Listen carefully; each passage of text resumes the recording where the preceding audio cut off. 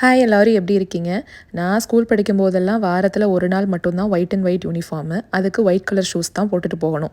மற்றபடி எல்லா நாளும் பிளாக் கலர் ஷூ. 2 ஷூவோடு முடிஞ்சது. ஸ்போர்ட்ஸுக்கு தனியாக ஷூ அப்படின்லாம் கேட்டோன்னா வாங்கி கொடுக்க மாட்டாங்க. இப்போல்லாம் தொட்டதுக்கெல்லாம் ஷூஸ் அப்படின்னு வாங்க வேண்டியதாக இருக்குது. சாக்கர் கிளாஸ் போக ஆரம்பித்ததுலேருந்து முகிலுக்கு சாக்கர் ஷூஸ் தேவைப்படுதுன்னு வாங்கி கொடுத்தோம். 6 மாதம் கூட ஆகலை, அது பத்த மாட்டேங்குது அப்படின்னு சொல்லிட்டான். அதுக்கு தனியாக சாக்ஸ்ன்னு இருக்குங்க. அந்த சாக்ஸும் பார்த்தீங்கன்னா சீக்கிரமாகவே பத்தாமல் போயிடுது. ரொம்ப டைட்டாக இருக்குமா அப்படிங்கிறான். இன்னும் ஸ்கூல் ரீஓப்பன் அப்போ இருக்குது, ஏகப்பட்டது வாங்க வேண்டியது இருக்கும். மட்டன் சுக்கா தான் செஞ்சுருந்தேன்.